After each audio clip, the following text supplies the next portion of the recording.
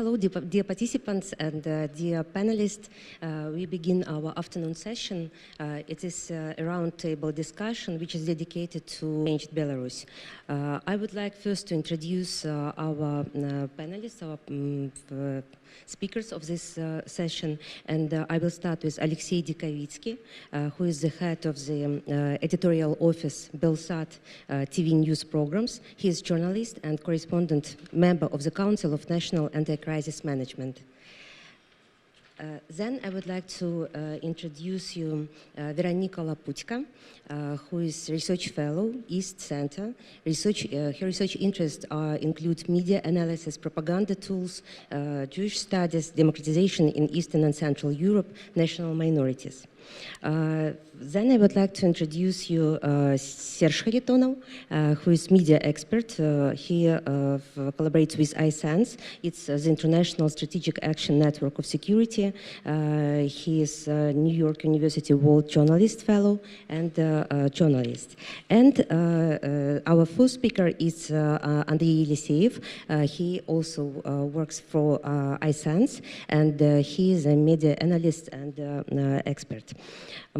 What we are going to discuss today, of course, all of you who followed the news from Belarus not only for 26 years, but most obviously, of course, during last year, not even from August, but before, you know what the situation is, and there is no need to describe what happened to different sectors, including third sector and civil society and activists, and in particular what happened to independent media.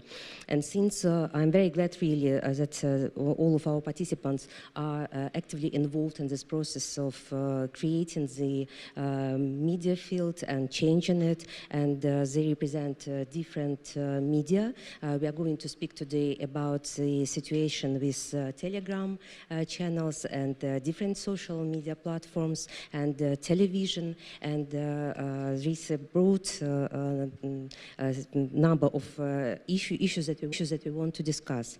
We have decided that we will start with short introductory remarks. Each of our panelists will make an introduction about his own activities and relation to media, and probably formulate some questions or thesis for further discussion. And then we will proceed to the questions.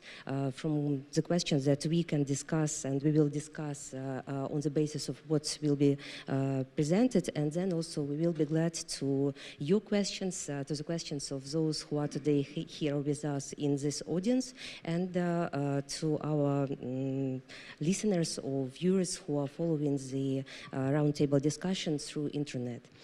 So let us begin, and I would like to give the word first to Aliaksei.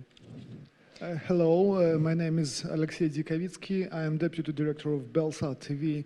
This is the only independent channel broadcasting from Poland for Belarusians. Since 14 years in Belarusian language. As you might know, in Belarus we don't have any independent TV channels because all of them are state-owned. So we are trying we're trying to replace the state-owned televisions. Making our programs in Belarusian language. We are talking about history, about our culture. Of course, we have a lot of information because this is very important. There is no use of existing such a TV channel without information, but it's not only information. We have a mission to promote the identity of Belarusians through knowledge about history, about our culture. So, as I said, we started to broadcast in 2007. We never been accredited, so all those years we are working on the constant pressure. Our colleagues in Belarus, they are arrested, of course, confiscation of the equipment. So actually it's our normal, unfortunately, way of working. Thank you. Andrei, will you continue? If I may, thank you. Yes, Aliaksei said that BELSAT tries to replace the Belarusian state-owned media. I'd say perhaps BELSAT also does its best to restore the trust of the Belarusian population in television generally, because over the past years we've seen the dramatic decline of trust in television and generally very significant changes in media consumption patterns. Because lately, I believe very soon the new survey of the EU neighborhood East will be published, and I'm quite sure that it will prove that Belarus stands out among the Eastern Partnership countries in the minor role that television has started to play as the primary source of information among the population. So the television was greatly replaced with internet sources and social media such as Telegram and Instagram for the use of social and political news in particular. So I'd say that we are witnessing dramatic changes in media consumption patterns. I believe that Veranika will speak more about that. Plus, another important point is that the Belarusian state media and state-owned television became the multiplier of pro-Kremlin narratives. So over the last month, we see that the Belarusian state, instead of increasing resilience of the Belarusian society to external malign information influences, became the major multiplier of these malign disinformation narratives. This is a very dangerous trend that the Belarusian society finds itself, and I believe that independent media, bloggers, and digital influencers find themselves in the very important mission to convey objective information to the population when the state media fail to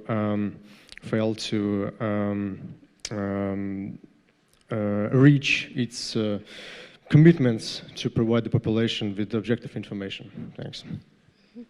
Thank you, Andrei. Veranika, the floor is yours. Thank you. Thank you very much for having me today and for such an important panel we're having. I will develop a little bit of what Andrei has already mentioned about the tremendous changes in the media landscape and media consumption and media behavior which Belarusians are going through. First of all, I will speak about 3 points. First of all the traditional media outlets in Belarus already a year ago, when the presidential campaign started, spring last year, had to re-establish themselves on the social media platforms and had to redo their approach, how to reach their wider audience. BELSAT, who is here today, like representatives of whom is here today, Aliaksei Dzikavitski, and also Radio Free Europe, Radio Liberty, and Nasha Niva, and many other channels already last year had to start reaching out the audience through the social media platforms, which previously hadn't been then usual for them, such as Instagram, Telegram. They had to really work on their social media strategies. This all also led to a complete restructuring of social media platforms' preferences amongst Belarusians.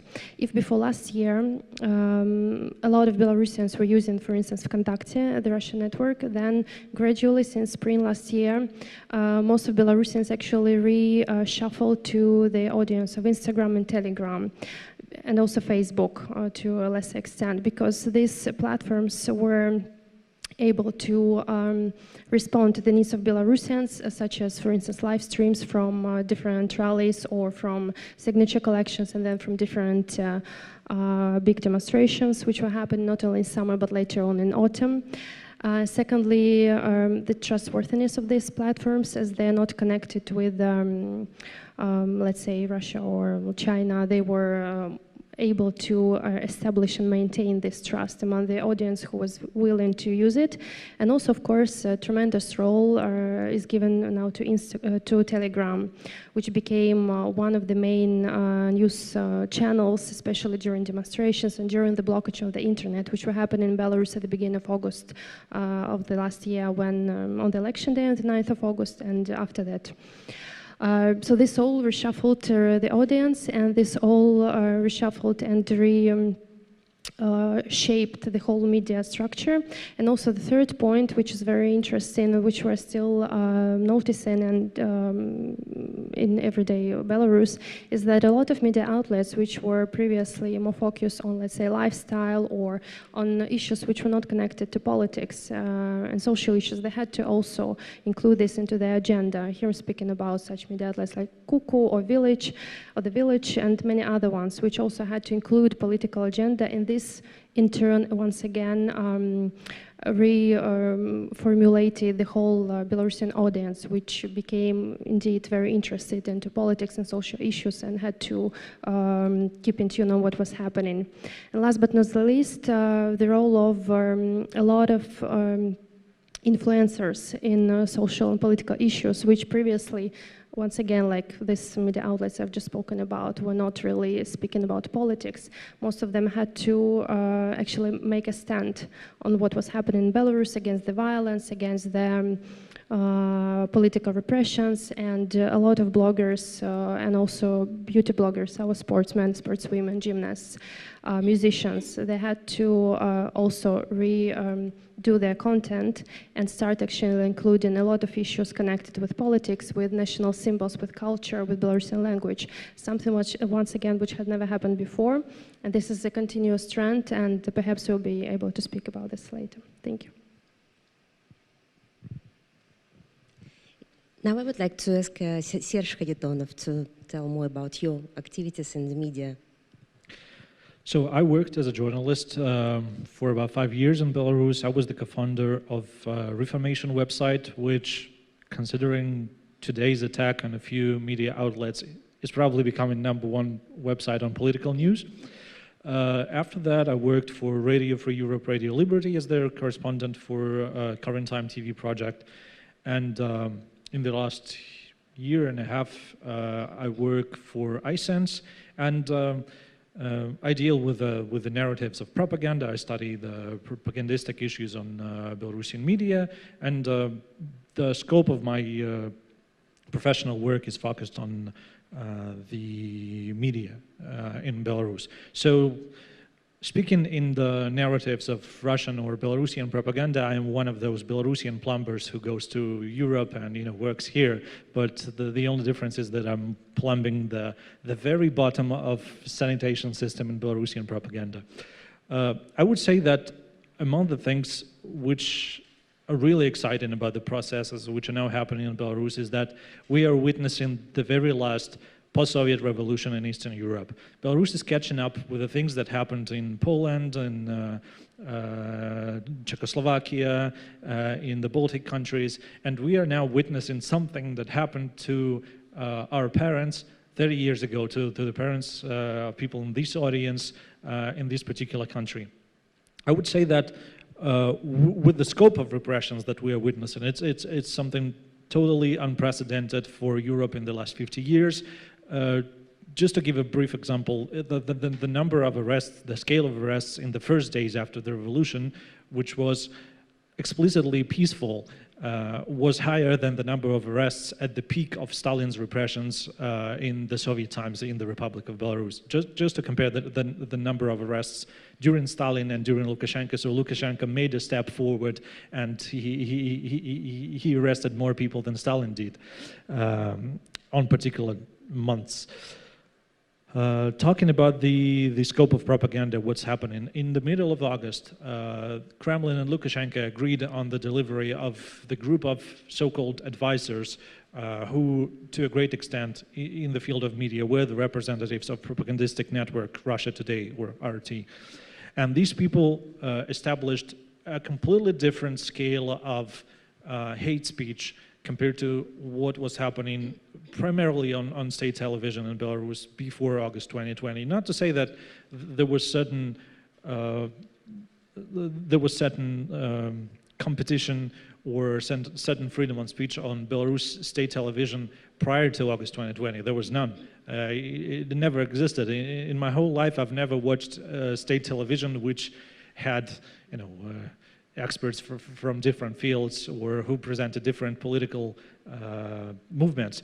In some cases, they were there, but the editing of state television worked in such a way that even if the representative of opposition was there, he was speaking in support of Lukashenko and his regime just because the editing and the cuts were very professionally done. So the most worrying thing at the moment is exactly that thing that happened in August.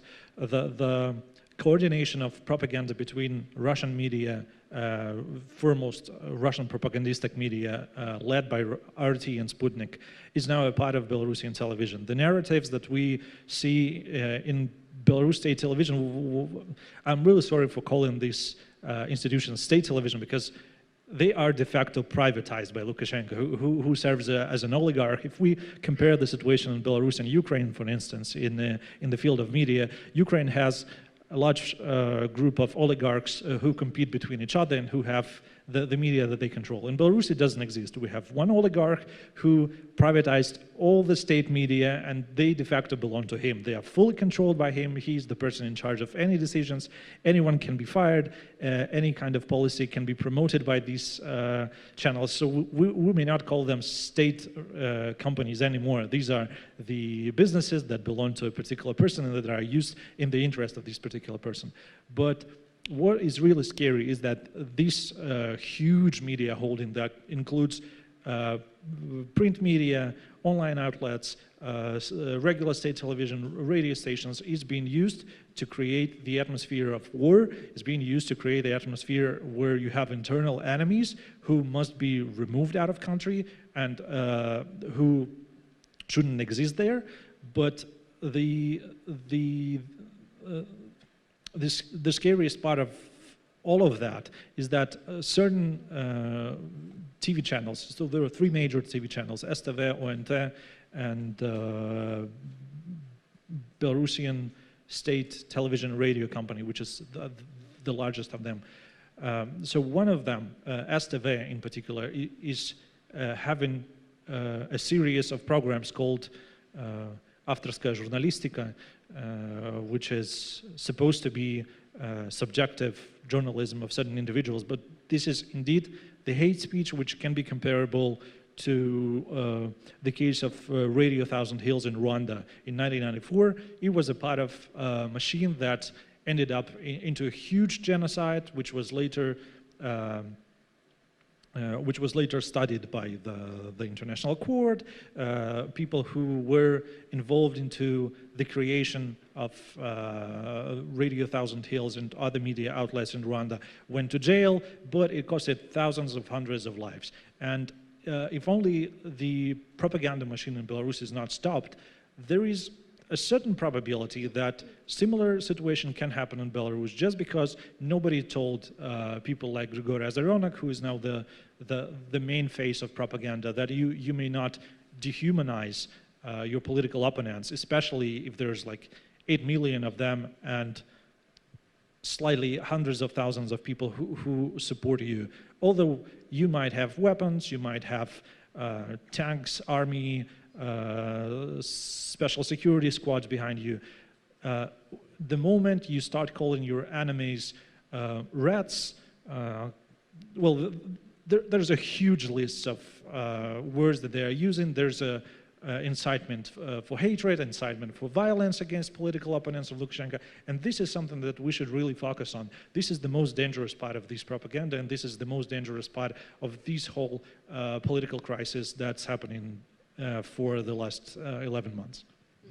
Thank you so much, Serge. We have really a series of very important issues that already have been touched upon, and I would like actually to continue this topic of television. That what Serge started to sort of talk about.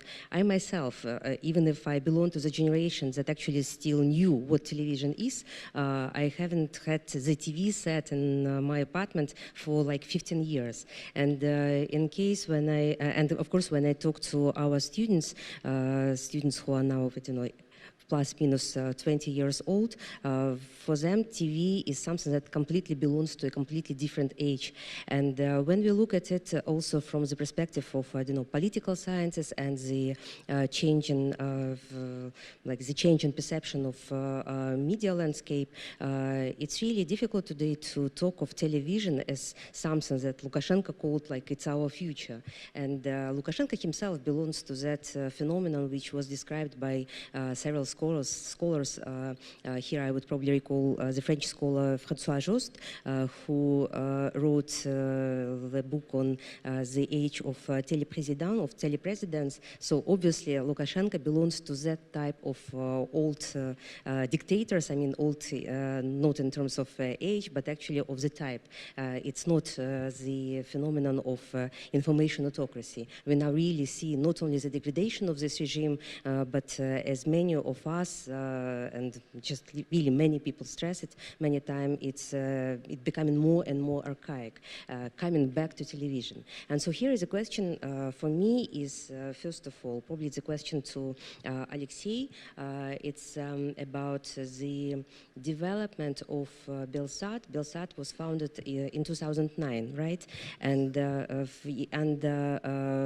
by 2020, 2021, we understand that probably there is the very dichotomy of old and new media became obsolete, and the phenomenon of television, it all also moved to internet, I mean to online.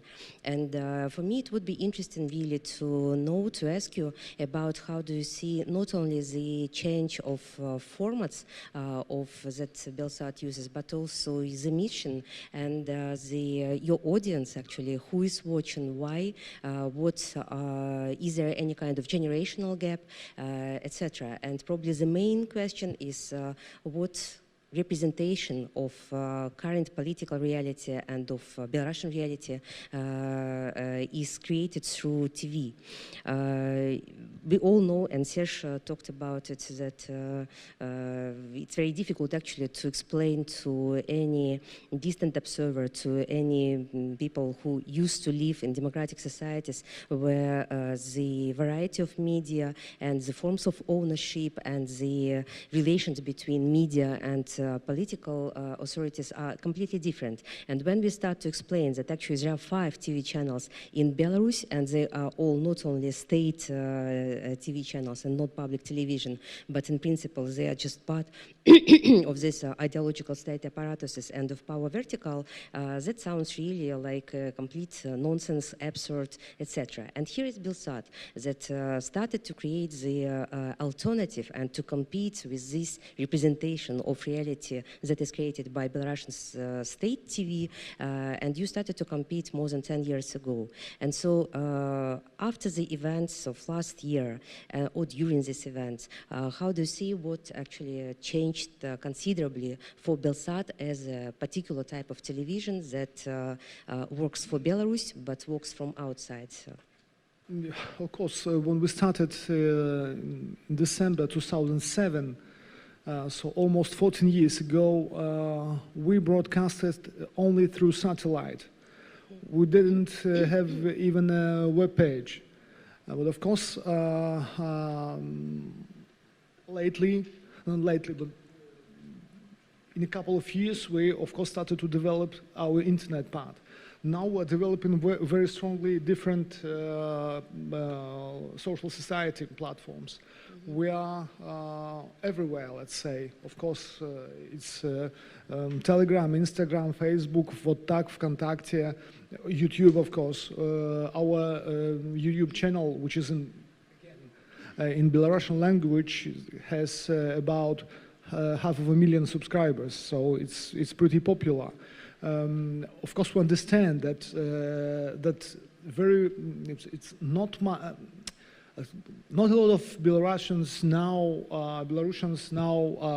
watching our TV through satellite. But 2 years ago, when we made last survey of our viewership, it said that we had about 20% of the viewers who are watching BELSAT via satellite, about 20%.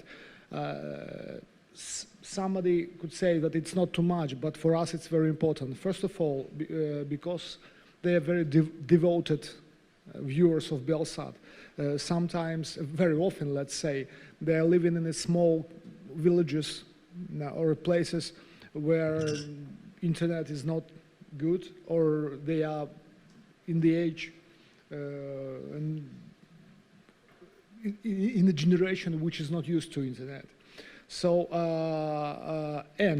what happened last year during the revolution? During the couple of days, we had totally cut internet in Belarus for a couple of days. And then what happened? Suddenly, people thought, "Oh my God, we have BELSAT," so they started to watch. A lot of my people I know from my town, a lot of people I know, they wrote to me that they are via SMS because internet was cut via mobile phone. So they said we were watching BELSAT, and even when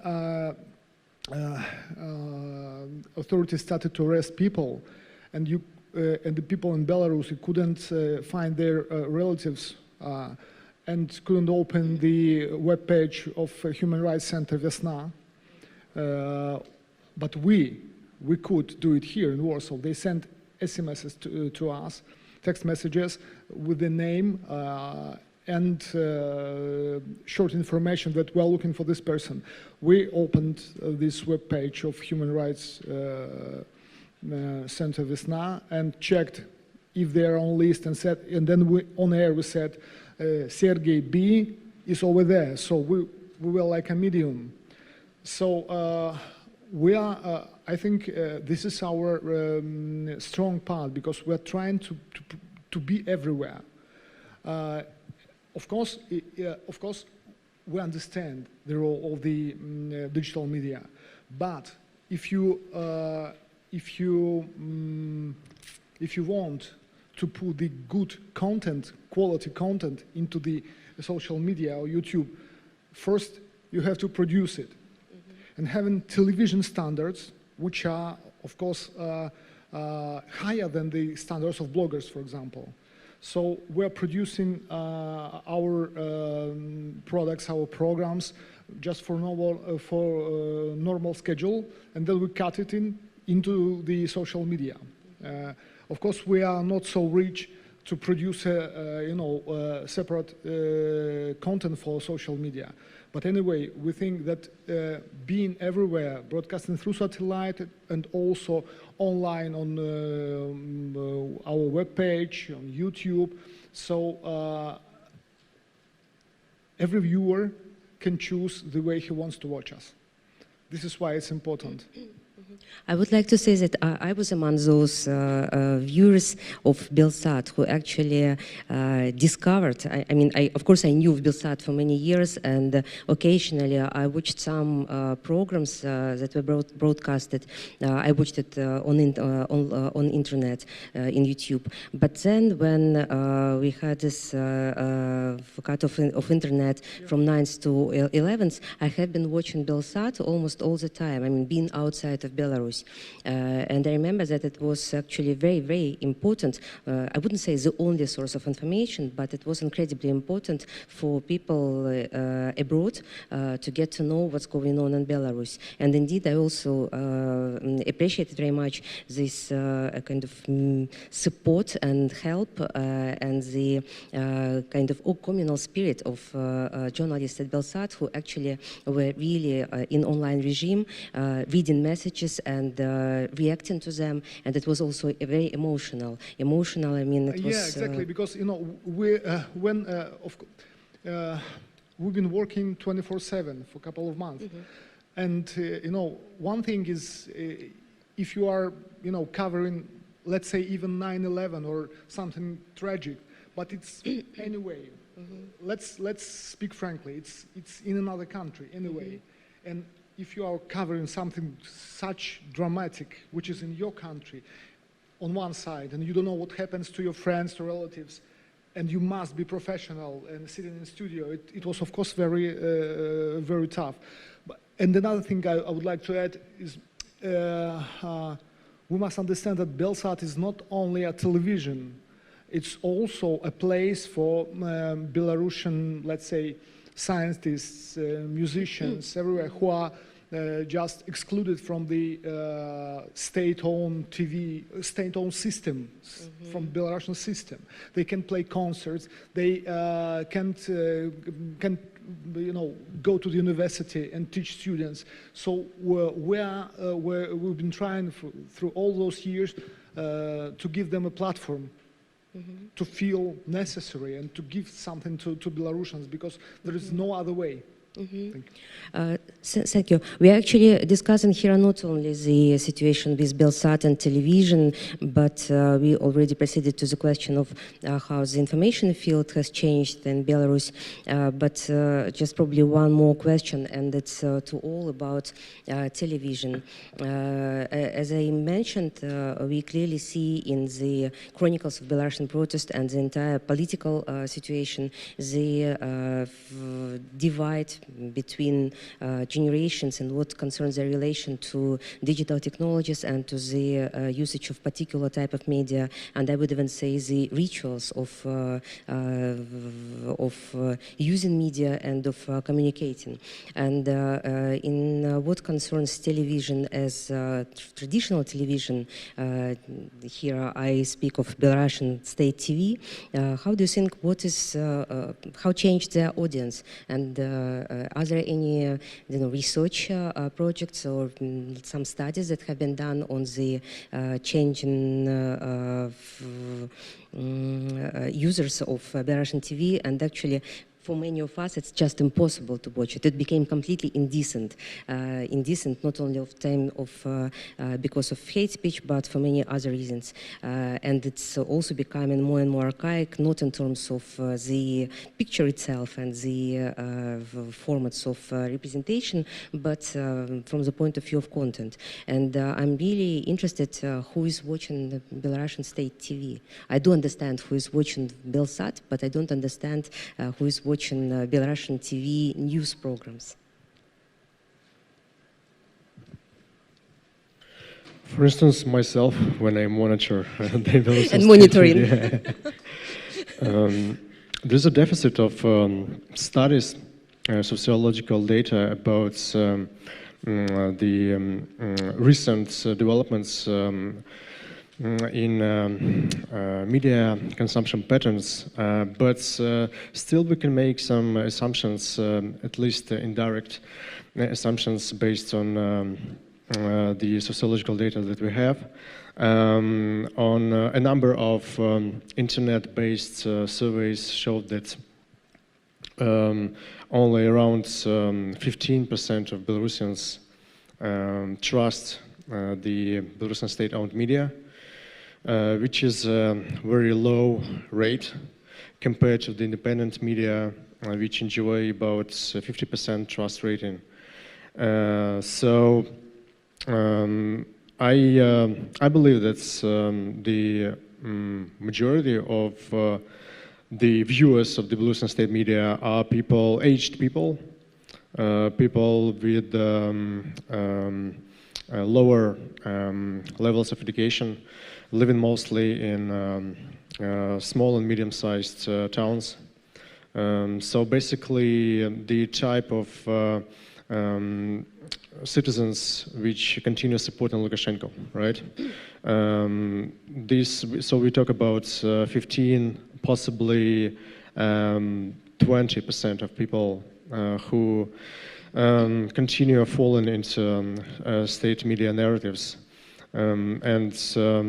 Basically, I believe it was January 2021 internet-based survey conducted by the Chatham House showed that actually independent media is the most trusted social institution in Belarus, and its trust rating exceeded the ratings of church and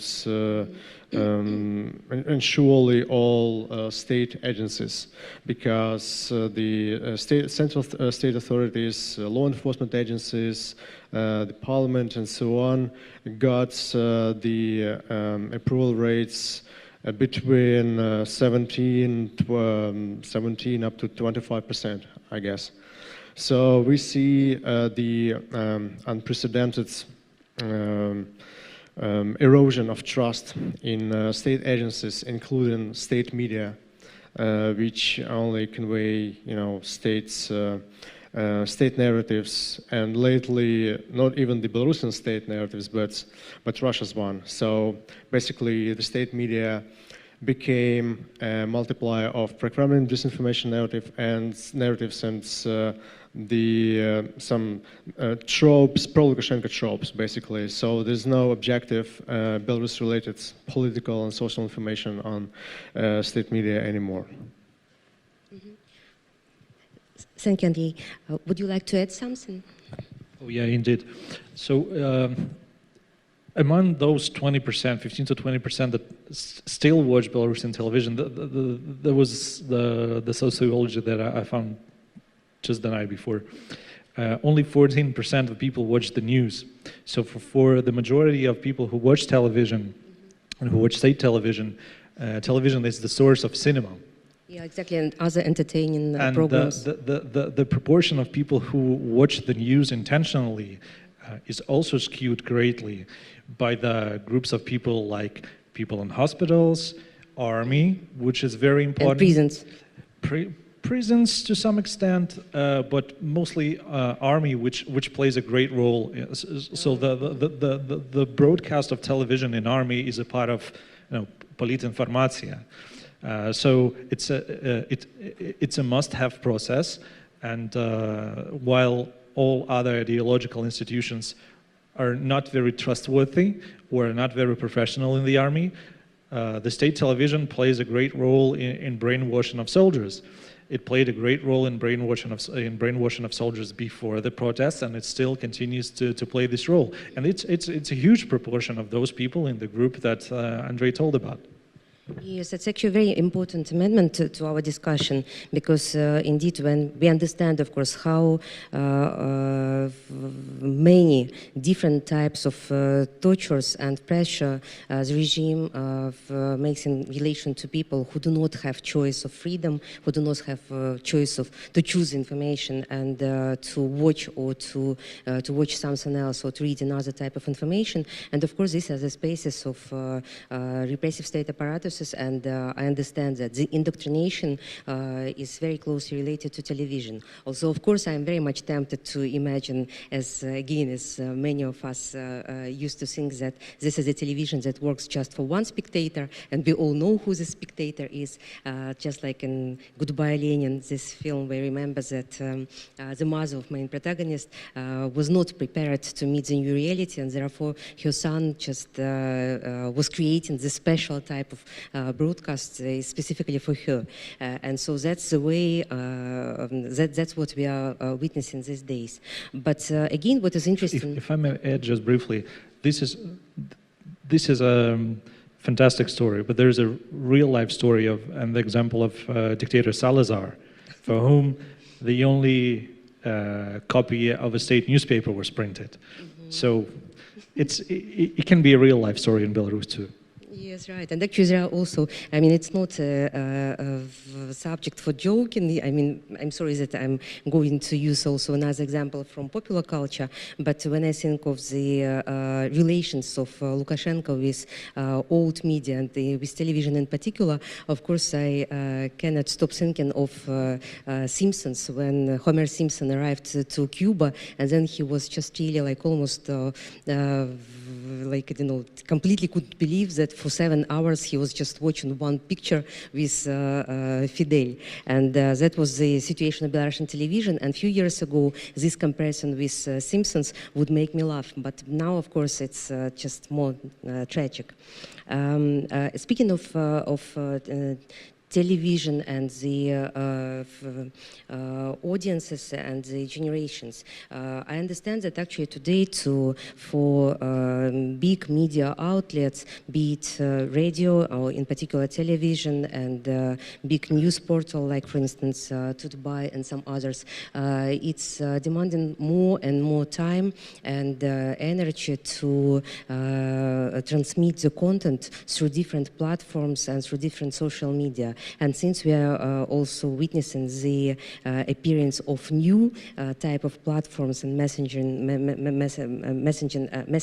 applications, I can hardly imagine how it will develop further.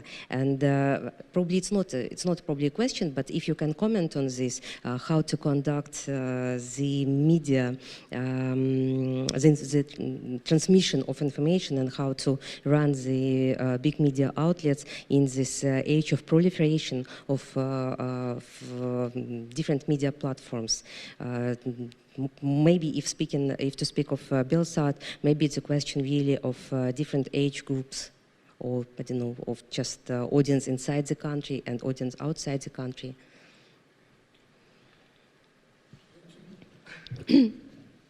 No, as I said before, of course we understand that if we would continue to broadcast only via satellite, so you know, let me explain it another way. In the very beginning of 90s, or even end of 80s, the satellite dish and the old German car, I remember that time, it was the two symbols of freedom. You could buy old Volkswagen Golf and put satellite TV openly, because in Soviet Union it was of course not allowed. So people started to buy the satellite dishes, and we had, when we started in 2007, about 17–18% of Belarusian households had satellite dishes. It's pretty much. But of course, then cable TV came, which killed the satellite dishes. And then, of course, digital media came, that in some part killed television itself. But on the other side, and again, when we started 14 years ago, we just satellite only through satellite, and you need, and then at that time we needed, let's say, 10 journalists, couple of editors to produce a TV news program. And then nowadays we need twice as much people just to sell it, because we're not only sending it via satellite, we're putting it everywhere, cutting, editing, putting it everywhere. So you need more and more people, qualified people to spread it.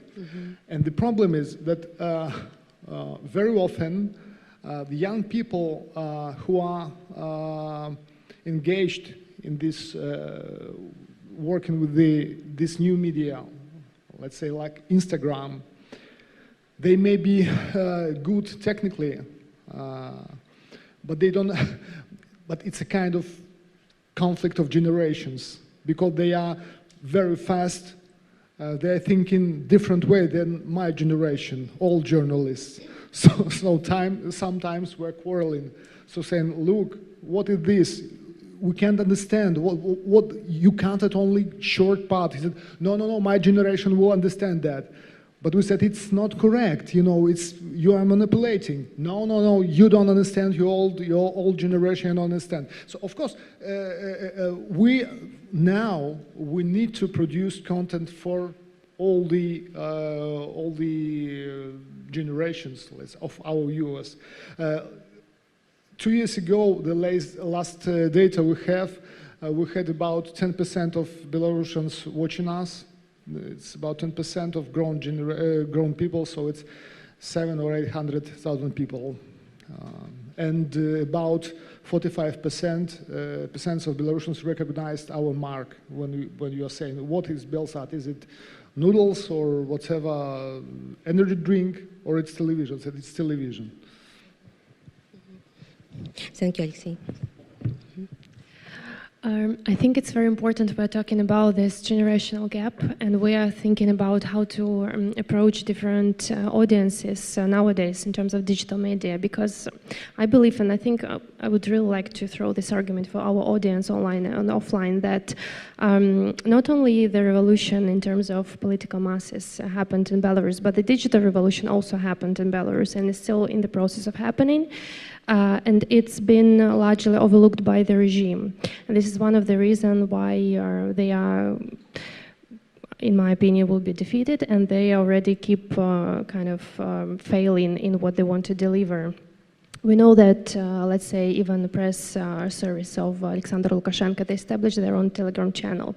We know that they try to use also different YouTube channels to proliferate their messages, but they keep failing because they don't understand the needs of, as you're saying, Alexei, younger generations, how they think and how they look. And this younger generation were the ones who were protesting last year and who keep being the most active part of our population. Unfortunately, many of them are leaving Belarus at the moment, but most of them will remain active or will come back when the situation permits. Last year, together with Andrei, we were part of the project run by a Slovak organization, Memo 98, and we were doing monitoring of social media during the campaign. And I think the title of our final report was very much a characteristic of what happened afterwards. We were able to foresee this. We called it analog campaign in a digital age. So the Belarusian regime were still based their thinking on the fact that the reality was still analog, that there is analog television, that there is analog categories, that the timing is analog, but in fact it all has become digital already. And this very fact also showed that even in this very regard, Belarusian population outgrew the regime, its government, and this is one of the reasons why all this protest started. And this, of course, also is relevant for any other field. So I think it's very important to understand this, that this outgrowing of generation, it keeps happening, and this is one of the reasons these processes which are happening, they are not going to be returned back. There is no way it's going to be turned back to a starting point because it's just inevitable. Thank you so much, Veranika. Yeah. You said something that I think is very important. You said, let's not attract popular culture into this discussion. But I think it's a very wrong assumption. Lukashenko is very greatly a pop culture person. He's not even a person, he's not a politician, he's a pop culture figure. There's, in some philosophical extent, there isn't that much difference between Donald Duck, Mickey Mouse, and Lukashenko, because all of them exist as representations in popular culture. Lukashenko is not the person that we see on the television. This is the image that we see. And I think that the latest developments in Belarus should be very greatly studied through the prism of pop culture, and the influence of Lukashenko should be studied through the prism of pop culture either. Let's say if we pick up 3, 4, 5 statements that he did the last week or this week, in most cases the things that he sends as messages to the public, mostly through the state television and through a network of media outlets that he controls, these are the statements that never become truth. He promised to lock the border with Ukraine. It never happened. He promised to block German experts that are being sent through Belarus. It didn't happen. Belarus is in charge, or is the territory through which 80% of Europe-China experts go in both directions. So it would cost a lot of money to his regime, but it didn't happen. Belarus is selling huge portions of oil and potash to Ukraine. If they close the border, they go bankrupt. It doesn't happen. So there's so many things that Lukashenko wants everyone to think about, but they never become acts. And I think this is a great mistake that Belarusian media do. They resend the messages that he gives, that he wants them to broadcast, but these messages never become truth. So Lukashenko is the master of simulacres. He creates the simulations, which never become the reality, but they are already on the front pages of all media, and that's his main weapon that he has. He's very good with manipulations, and he is very good with weaponizing media. And unfortunately, his critics and journalists often do not really understand that. As soon as we publish news about his relations with his dog, his relations with people at some party that he goes to, the things that are not directly related to the political situation, the things that are not directly related to actual facts that follow after his words, we are helping him do his work. We are helping him remain in power. And this particular aspect of pop culture, which is intersected with journalism, is very important. Another important thing is how the state propaganda is using it. I will become a little bit philosophical here, but I'm pretty sure you wouldn't mind as a philosopher. So the reality that the state media use for the representation is very much based on the other, with the capital O in the beginning. Yeah. So philosophically, the system of propaganda cannot exist without these enemies, without people who are sitting here, without you, without people in this room, the Polish kuklavody, the puppet masters. So this system requires an enemy. They need the other because for them, the representation of self is impossible without the other. There's philosophical emptiness in the ideology that they promote. The ideology that they have is to keep what we have. It has no future. It has no helicopter view of what's going to happen tomorrow, where we are heading. The greatest idea of this ideology that they are promoting is to keep things as they are. Let's live the life that we live today, and let's keep the same thing tomorrow. So it's the never-ending today. Even tomorrow we will wake up in philosophical today, because the main concept of ideology is to keep the life in this frozen condition as it was maybe in late Soviet Union. So we are recreating the simulation of a country that does not exist. We are recreating an ideology which back in the days was targeting the establishment of global socialist state or global communist state, but now enclosed in this small, well, Belarus is not a small country, it's one of the top 15 biggest countries in Europe, but enclosed in this small country of ideologists, of propagandists. They are forced to create new reality in which the Soviet ideology has to somehow be contained into this new Belarus. And so I think that it doesn't really make any difference how we are sending messages about the need for change or how we are representing the reality in Belarus. Whether it's Telegram channels, television, you are targeting different audiences. For instance, when Tutbai was closed slightly 55 days ago, everyone expected that people would go to the competitors of Tutbai, such as Onliner, which is the second most popular local website. It didn't happen. The people in Lukashenko's audience probably expected that everyone would go read Belta, which is the main propaganda outlet. They will watch ONT TV channel, STV, all of the guys who are involved in propaganda. It doesn't happen.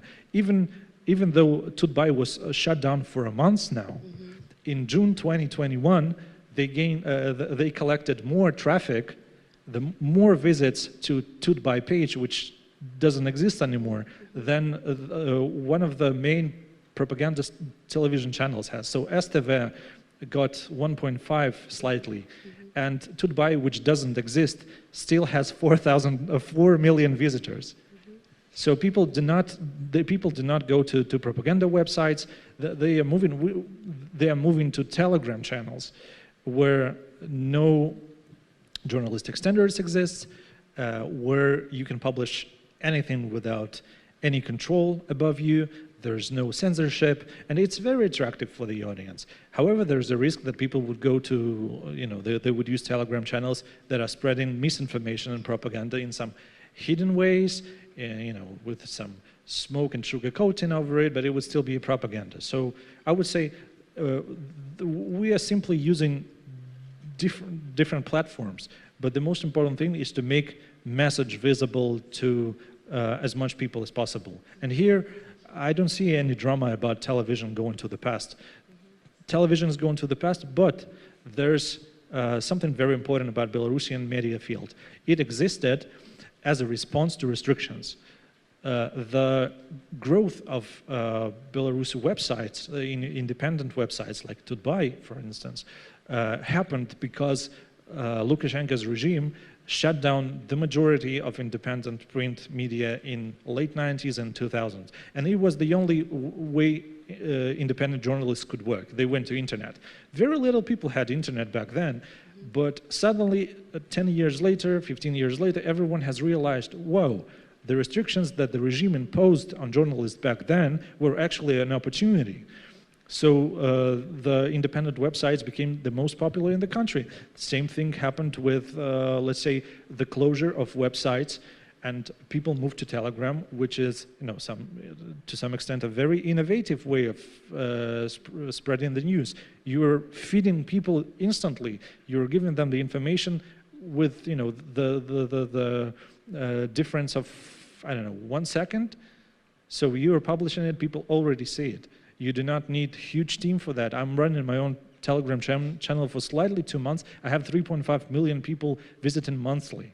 And it's a perfect tool for journalists. And although we do not have websites, we have this platform that helps you talk to your audience directly and that helps send the news instantly over, you know, over a few clicks. So I would say that although there is a need for television, there is a need for newspapers, for every audience, we need to target different people. But I would say that the restrictions might be opportunities for journalistic community.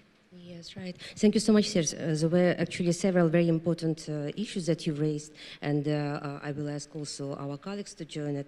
Probably just 2 or 3 small remarks before we proceed to other issues. The first one concerning the other, you are absolutely right that the question and the very concept of other and otherness is very important if we would like to understand what's going on in this ideological phantasms, and the other is always the enemy for be it the external or internal other, but it's the enemy for this regime. And it's, I mean, the figure of other and the concept of other in psychoanalysis or in philosophy does not presuppose this to be considered always as the enemy. But here there is just no options. Second point about pop culture, or about, I would say it in terms of irony and love. We all saw, and of course there are also studies made on this, on the jokes and folklore and the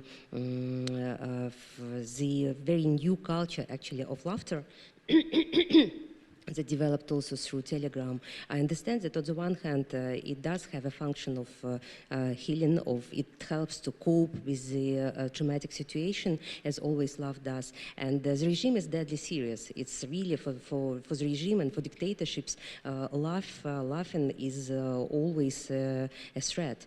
So we understand that when Krasnaya Zelень makes its political satire, the political satire is considered by the regime as really just a very dangerous thing. So it's, I do think that we need also to think of not only of different style, which is quite clear, of different language, but also of this kind of making always ironical wrapping, let's say, for what messages does the power regime produces. And the third point about Telegram, because I think that all of us have changed our own patterns of media consumption, and here probably I would like to to ask you to share also with your own experience. That's what Sergei already did, speaking of his own experience of running the TV channel, and I'm also subscribed to many Telegram channels, and I must admit that what among the things which I have noticed as a reader is that it requires just much more time, and it's really time consuming instead of getting the kind of digest of news which we can have when visit some internet portal, like for instance Studby, as it was before this crackdown, or when we watch news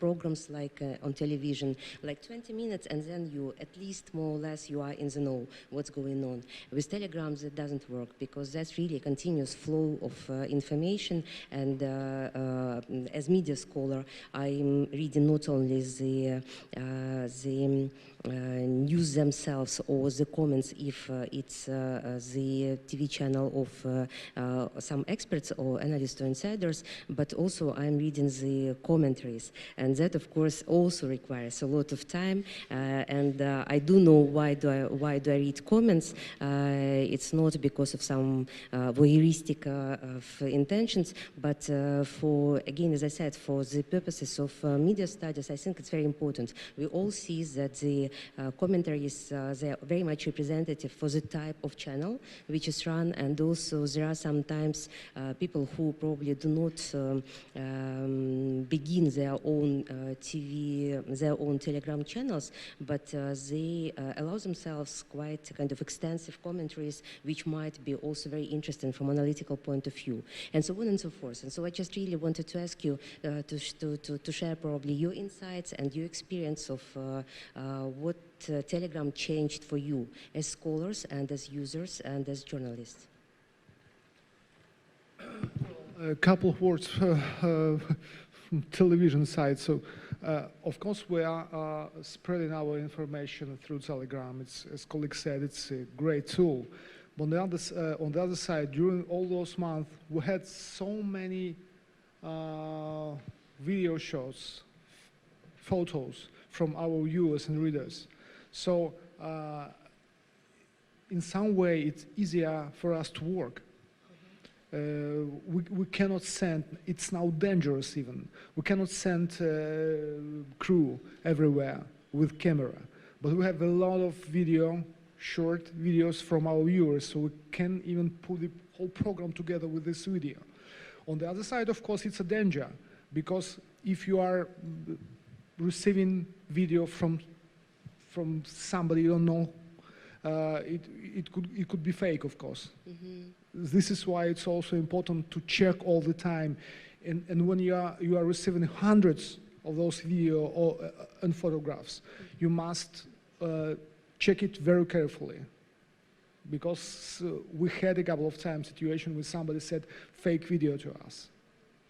Luckily, we understood that it's a fake, but you know. So this is for us. This is as to Telegram. This is very important also.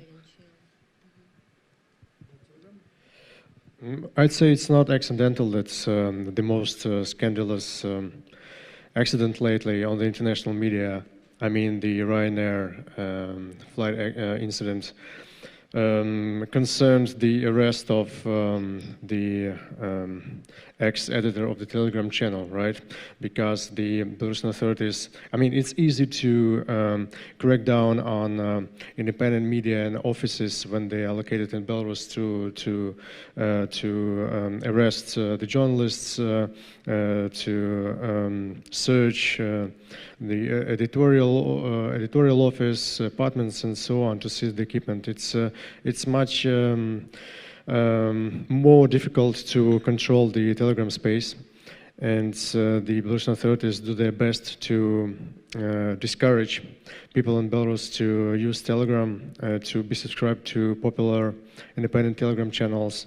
And the scandalous Ryanair incident was proof that the state authorities are ready to undertake whatever actions to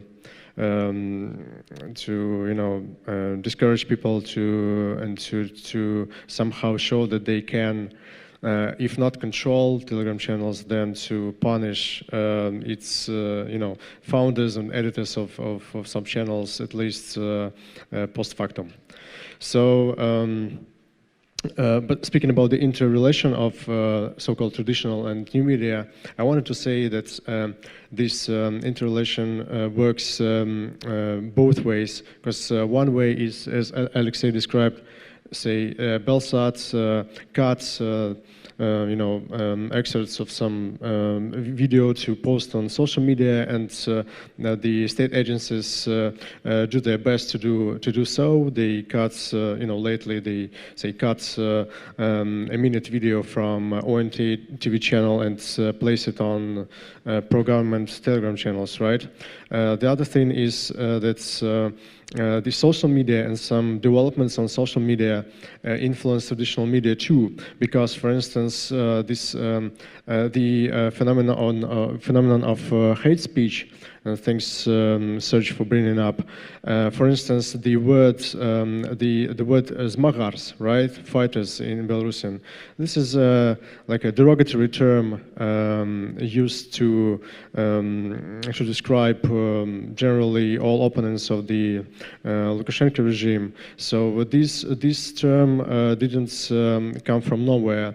It had been living on marginal VKontakte public groups, some unpopular websites for years until last year. Until it got to state TV, it was living on some very unpopular public pages on social media, where people, very toxic public pages, where the Belarusian culture, history were denigrated and so on. So we can see that this influence goes two ways, and sometimes some trends and even some terms gets to so-called traditional media from initially very unpopular and very niche-driven spaces on social media. Second, yes, please, Veranika. I think that it's very important. We're talking about two sides of Telegram and how it influences the media space, because on the one hand we have this freedom of expression, and I think all people here have their own Telegram channels, and only I remain as a researcher who actually reads sometimes all these multiple threads of commentaries and the content. All this noise, yes, information noise. But I think there is another very important phenomenon, very interesting in particular one for Belarus, which you've also briefly, thank you so much for mentioning this, Almira mentioned. It's actually the political satire. Because I, for instance, find it quite peculiar how many political satire channels also appeared on Telegram. And here we can start not only with the Sovietskaya Belarusia Telegram channel, which kind of fakes actual Sovietskaya Belarusia newspaper, but also many other ones. And Lufta. Exactly, like Chai s Malinovым Varenьем or other ones, or who kind of really produce a lot of memes and a lot of funny news. And this is, from what I know, from what I see also from research we do, is one of actually the main way how to escape this terrible, sad reality which Belarusians are going through. So many of them do really reach out to these channels when they kind of have these moments of despair and apathy. So they're really helpful also for Belarusians and for protests to keep going in terms of overcoming all these terrifying moments. But also, what is quite interesting, a lot of stand-up comedians who were originally Belarusian, but they were really aiming their content on Russian scene, such as Andrei from Comedy Club or Slava Komisarenko. Since last year, they really switched on to promoting a lot of content about Belarus and Belarusian political and social issues. And they do earn a lot of audience thanks to their jokes about Belarus and Lukashenko and the fights and all that. So I think it's also quite interesting that this field kind of became also kind of occupied by these new narratives connected with the jokes and with this political satire, which also means that this contact kind of is reviving and will be living. And particularly, I would like for those of you who are not familiar with that to really get acquainted with the so-called channel on Telegram, on Instagram by Andrei, which is called Shawshank Official. And initially, he started his TV show last year on YouTube, and it was a direct, complete satire on Alexander Lukashenko, and in terms of physical appearance, but also the way he talks and his kind of history of being a collective farm director and so on and so forth. And this image was so popular that he still kind of keeps using it. And of course, these comedians probably are not longer available and can go back to Belarus. But this plays a big role in spreading the information of what is happening in Belarus to the whole massive Russian-speaking segment of the internet, of users of social media, and of those who actually never were interested in politics. But thanks to this kind of very unusual and traditional ways of putting the information, and once again we're getting here back to this generational change and making information nice and easy to consume and kind of funky and sexy. This is how this information can get spread, and I think it's also fascinating to see that this also started with Belarus and with the events in Belarus, because nowhere else it has been the case. Yes, thank you, Veranika. Just before I will pass the word to Serge, I would like to say again that I really think that in the same way as late Soviet culture produced so many jokes and anecdotes, and satire became a common genre, we understand that when dictator becomes ridiculous, that's already a symptom of the end of that particular age. And so it's not that I'm proposing here only to laugh. We understand that the situation on the other hand is tragic, but clearly it's one of the forms of creating the critical distance towards this regime, and not to, and to continue this tradition of satire. And secondly, I wanted also to say that we didn't speak here, but I think all of us are very much also interested as scholars in this new culture of memes, and that's also one of the subjects that I personally, as a scholar who is interested in visual media culture, I think that it's also a very interesting subject to develop for the future, when the memes are directly related to the news feed. I really agree with both you and Veranika. You used the very right word, meme. Veranika used the very right word, which I cannot remember, but it will definitely come to the back of my mind. I think that one of the greatest talents of Lukashenko is his ability to play fool and to create memes of his own. And this is something that his competitors do not always have. He definitely has a sense of humor which sells well. He's happy to be fool, he's happy to crack jokes, he's happy to say verbal rubbish that no reasonable person would say. He's ready to crack jokes about someone's homosexuality, to ridicule himself, to ridicule someone else. He would say that it's better to be a dictator than a homosexual. All of these catchy phrases that he says, I don't know whether they're made intentionally or not, but it's really hard to make them intentionally if you don't have talent for that. So to some degree, it's a certain sense of humor. Yeah. To a certain degree, we are witnessing a huge stand-up show. Yeah. Every week, every day on state television, there's just one comic who's making jokes, and it's also creating some sort of miscomprehension between who the person really is and what kind of image he is building. So Lukashenko is cracking jokes at the daytime, and at the nighttime he's sending death squads to kill his opponents. These two images do not, make up a single person for the viewer, for the external viewer. Look at this nice guy who's cracking jokes. He's unable to send killers to, bomb someone, or he's unable to give order to kill protesters or to torture prisoners in detention centers. He's a nice guy who's, taking care of cattle. He's got his little Spitz puppy. So all of these instruments are created to build a certain image. And with the Telegram, slightly 2 years ago, I made the first forecast report about the role of Telegram in Belarusian society and how it's indeed becoming the fourth pillar of power. So in democratic governments, you have media and journalists who are sort of the fourth pillar of power. In Belarus, it didn't happen. There were journalists, there were independent media outlets. They had a certain influence on the political life inside Belarus. But this influence was limited by the self-censorship and by the actual censorship that existed in state media, but in the independent media, it was rather sort of self-censorship. Everyone, including myself, controlled themselves, the things that we can say, the things that are dangerous to say.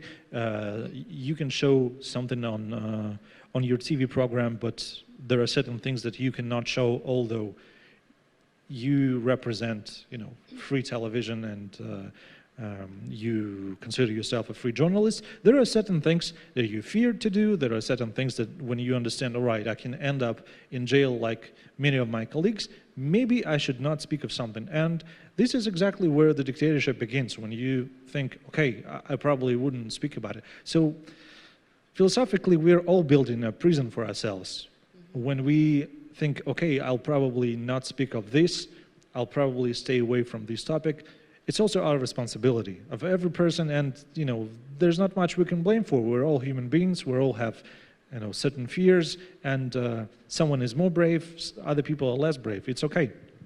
So with the Telegram, it started as a response to the censorship and self-censorship that existed, and suddenly everyone has realized that there's an actual power that is influencing the people in power, the ones with the guns and nice offices and expensive houses and great cars. So the people in power suddenly see that there's someone who later became an extremist, I don't know, maybe a terrorist, Stepan Putila, the guy behind Nechta. So he suddenly became the fourth pillar of power in Belarus, who was very influential overnight with the case of a policeman who was killed or committed suicide. It's still unclear, but Stepan's Telegram channel was the first to publish the images of a dead policeman, provide the details of this case. It was unprecedented. It's not every day that someone kills a policeman in Belarus. So it was, the matter of it was the matter of honor for the people in the police to investigate this case. It was very important for everyone. And there was very little information by official media outlets. And suddenly, some 20 years something boy publishes the secret documents, the talks between the policemen, the images from the scene.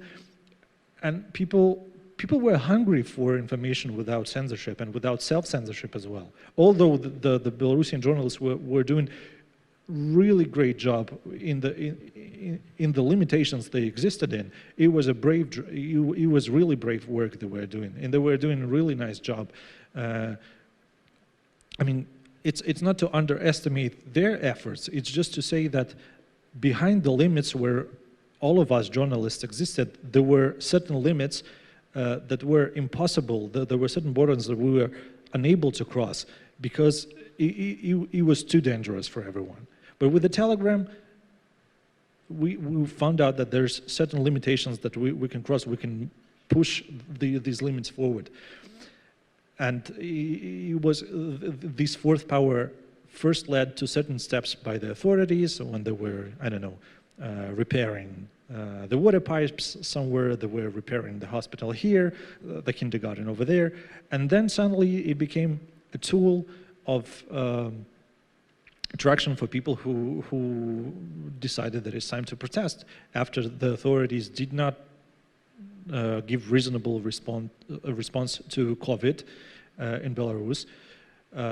Telegram not only became the source of information, but it also became a tool for mobilization of protests, and that's really important. This is how Telegram, on one side, was the witness of social changes, but on the other side, it was the engine of social changes. And this situation that lasts for more than 300 days now is very greatly impacted by the media and by a particular media, which is Telegram. Absolutely agree. Here we started to speak also about the, I mean, we have been already talking for 1 hour and a half almost about the situation in which we live, I mean, how the information field has changed, and therefore these patterns of consumption and the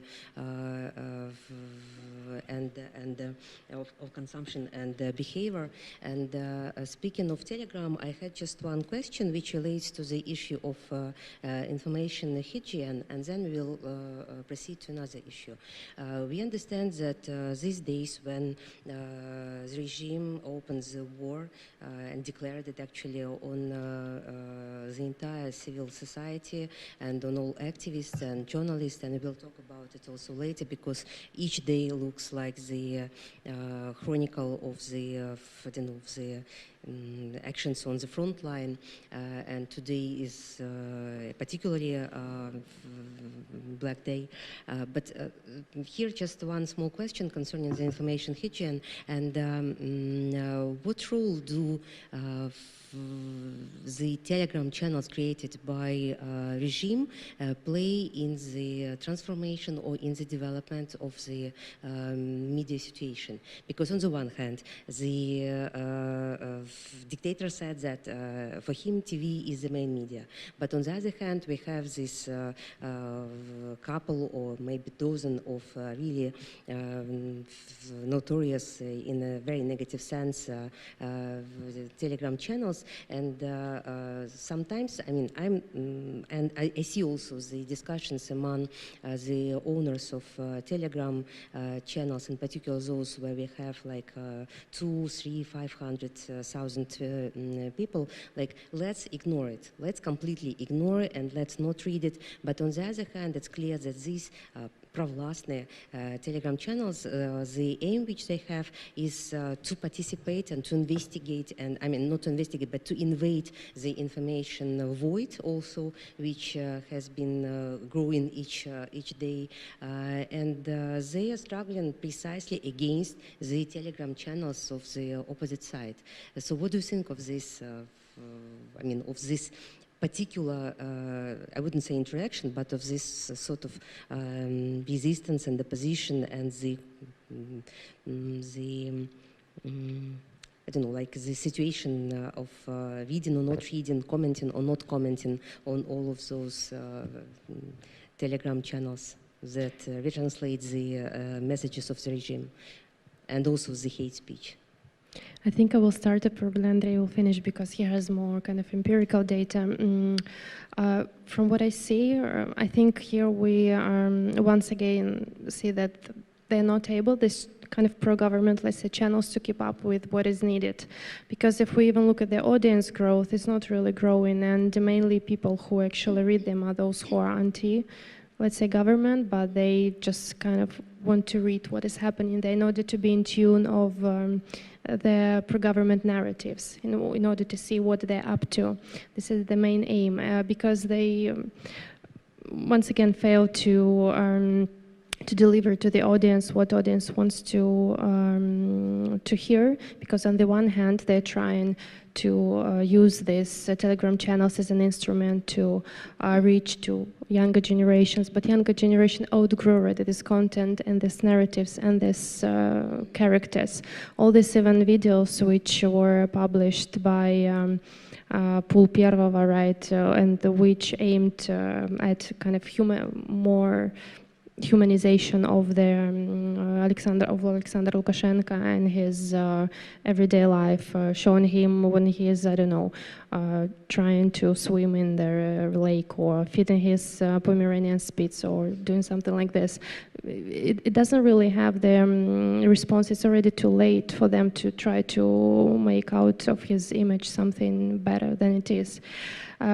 So for me personally, they all look like failures, and even those channels which were trying to be kind of analytical, gradually they lost a lot of audience as well, and some of them even stopped their existence because there was no need for them to do this. But for sure, regime, I think, will continue to try to use Telegram, but also other social media as a counterbalancing tools.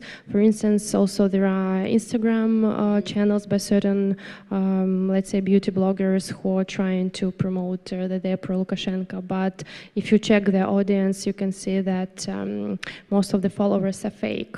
So even though if they would have, I don't know, 100,000 followers, most of them will be bot followers. So, like, once again, they're not, in my opinion, achieving the goal they designed for themselves. So they try to use to reach to the younger audience, but younger audience is already gone long ago, and there is no way you can reach it. But if you want to make your hardcore, let's say, audience better, once again, as Andrei was saying about the generational structure, they're not going to, I don't know, to listen to beauty bloggers speaking about how she went to vote for Lukashenko. So it's like missing the point. So in my opinion, this we can make a conclusion that this remains still a very safe ground for independent journalism, despite and citizen journalism, despite all the shortcomings and all the dangers in terms of fact-checking and hate speech and so on. Belarusian reality and the regime constructed in such a way that this is exclusively the information space for the opponents of the regime rather, and this is how it's going to develop, this is where it's going to prosper, than for its supporters. Thank you, Veranika. I'd say that a fair share of the pro-government's toxic, you name it, Telegram channels were not created to inform the Belarusian audiences and not to target the Lukashenko's opponents with some positive agenda, but with the aim to attack the morale of Lukashenko's opponents, to send the message that the resistance is futile. There's only, to my understanding, a very tiny share of Telegram channels which try to convey some positive agenda or to inform the Belarusian public about actual events. And the majority of the toxic Telegram channels and their numbers have proliferated greatly in the last month. I believe now it's over 50 Telegram channels of this sort. They only aiming to attack personally, Belarusian activists to show that the Belarusian security apparatus will sooner or later crack down on the remaining parts of the Belarusian society which continue resistance and so on. So I believe that it's not even about the the battle of information agenda as it is, but some methods to influence the public psychologically in the first hand. Mm-hmm. Thank you very much, Andrei. Would you like to add something? Yeah. I would say that if we compare let's start from the very beginning. The situation in social media is not just creating or representing certain reality, but it's also representing the sociology inside the country. Belarus is a country with a high penetration of internet. Like really many people have internet connection, although it's not all of the society. It's a very decent part of the society. It's a very large portion of the society in Belarus. And it all started long before August 9th, when a few independent websites, including Tudbai, by the way, decided to make online polls.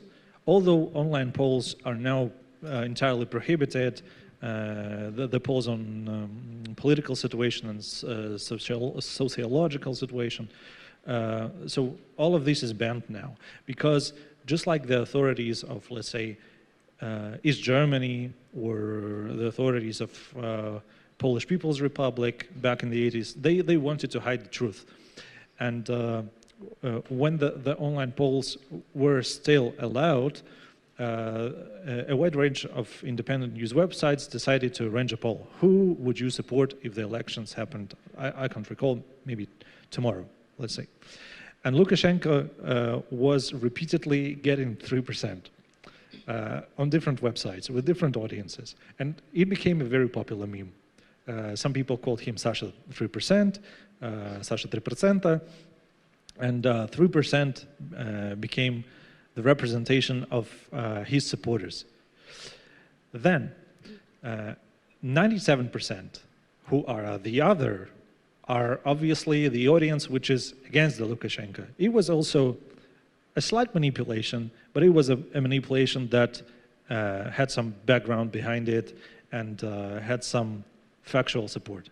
So among the online audience, Lukashenko was getting 3%, and it might be very funny, but now 11 months after the elections, whenever I'm organizing polls on my Telegram channel, there's always 3% of people who support what Lukashenko wants to support. I don't know, it's like magic or something, but maybe it's because the online polls and the situation with the subscribers on social media, yeah, the situation with the audience is actually the representation of the reality, the representation of real sociology and real support of Lukashenko.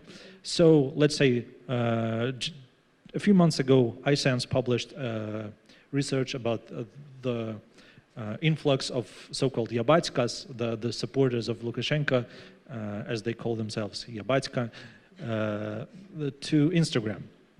There were many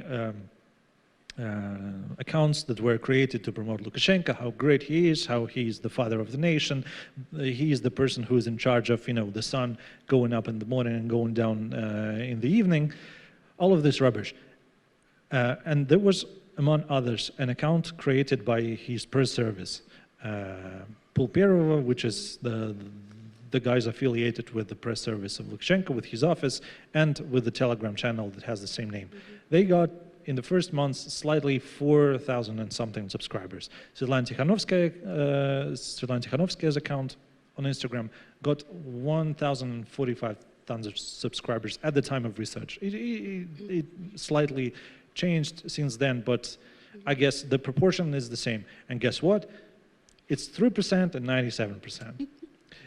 Surprisingly, Instagram was a very non-political instrument for many years. And with the beginning of the presidential campaign last year, it became a very powerful tool, which we didn't talk about too much today, but for instance, if we talk about the presidential candidate, Viktor Babariko, who was a pretty popular candidate who was sentenced to 14 years in jail just a few days ago, over a few months, in this apolitical social network, he collected 300,000 subscribers. And I think he became the politician who had the most subscribers on Instagram, which is good for a network which was very apolitical for many, many years. Another example, TikTok, a network that for a long time seemed very apolitical, somehow became very politicized in Russia. And we're facing the same trend in Belarus now. There's more and more people who speak about politics on TikTok, which is not created for politics, to be honest. It's for, children dancing to music and making funny videos about cats, dogs, or some humor sketches. Now it becomes a political instrument too. And I believe that all of these instruments will repeatedly show the representation of real sociology, that Lukashenko has no support whatsoever. He has his nomenclatura, he has the power apparatus, he has the secret service, he has the army, which is still under his control still, but we do not know what might happen over the next few months. So the representation is such that it becomes very obvious on mass holidays, such as the 3rd of July, when slightly a few hundred people came to cheer up the holiday which Lukashenko assigned as a national day of independence. it becomes very obvious that Lukashenko has no civil support, and it doesn't matter how many bots you attract. For instance, on Telegram, the main propagandistic institution in the country, BELTA, the main information agency, which is fully controlled by Lukashenko, is using bots to create the visibility of popularity, and they buy them every month. So I've studied the way the audience of this channel grows, and at the end of every month, there's peak of people joining without no specific news, without no agenda, which is very important. There is no clear reason, but at the end of every month, there's a few thousand people who are influxing into this account, and then they leave. And every month, it looks just like, you know, peaks as if they were written by a program or something. Just a small comment on this. We all probably were quite interested in seeing how the language of media usage has changed. And buying bots, for me, that became something like really the very just kind of fresh look to the activities in media sphere. Of course, there are many other things, but buying bots became, for me, a kind of revelation. Yeah, well, they need to do something to prove that they have support when they have none, and it becomes really difficult in time of digital technologies to prove that you have support, because any person can check how many supporters you have, how many real subscribers you have, and it's really easy to trace whether you are using bots or you are not using bots.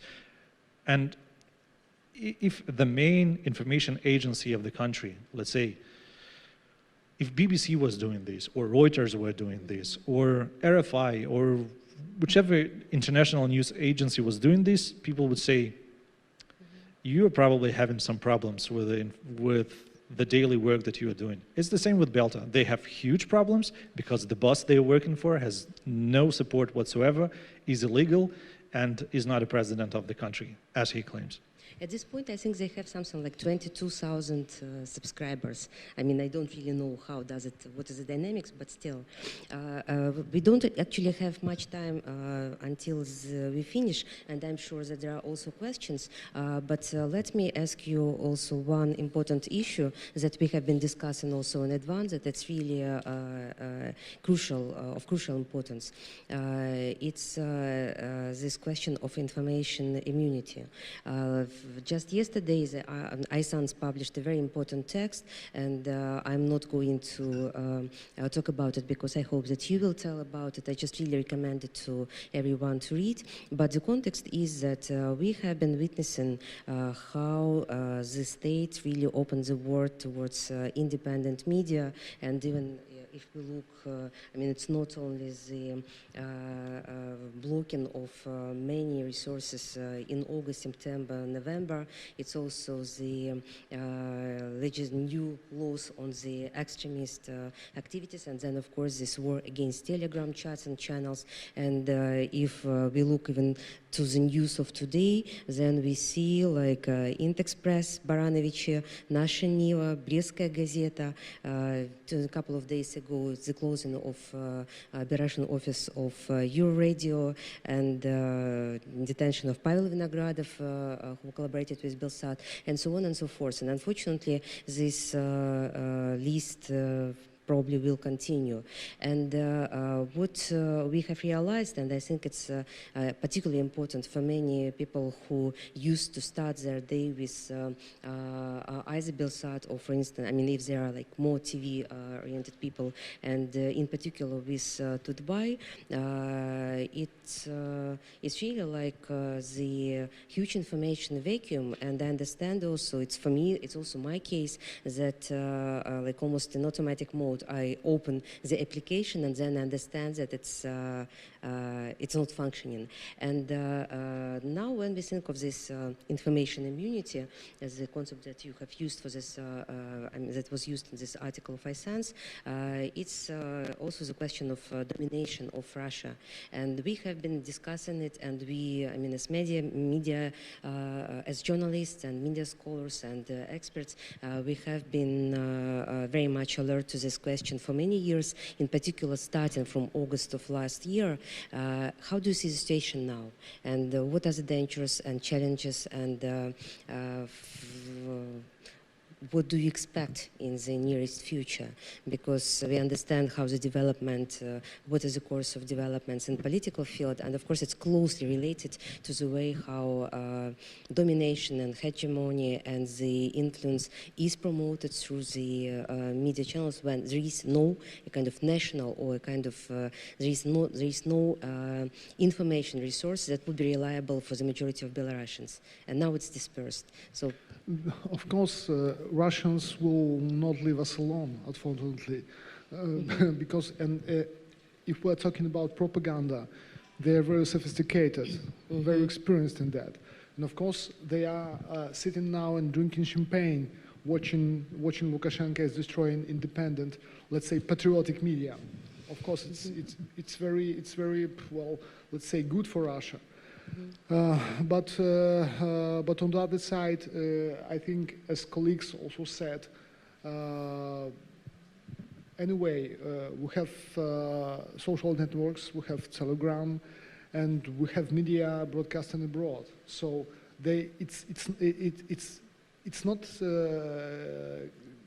easy. It would be not easy for them. I mean, for Russian influencers who are maybe will buy some old Belarusian media or establish new media to conquer the Belarusian, market and the minds of Belarusians. So we are still in trenches and we are fighting. Can I just a small question ask to you, Alexei? I'm sure that it also related to your policy of multi-language information channels. Like BELSAT now has also Our Russian and English, or not?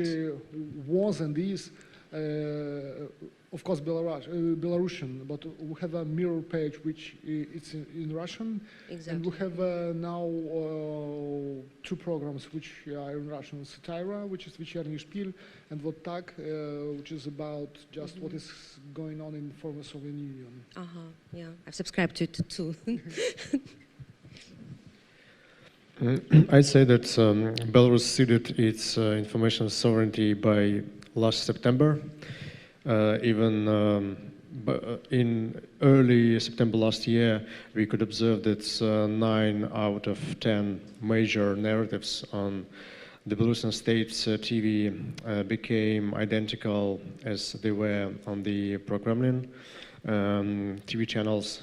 So this trend only continues, and it seems to become awfully easy to hypothesize what bloggers and media are risking to be under crackdown soon.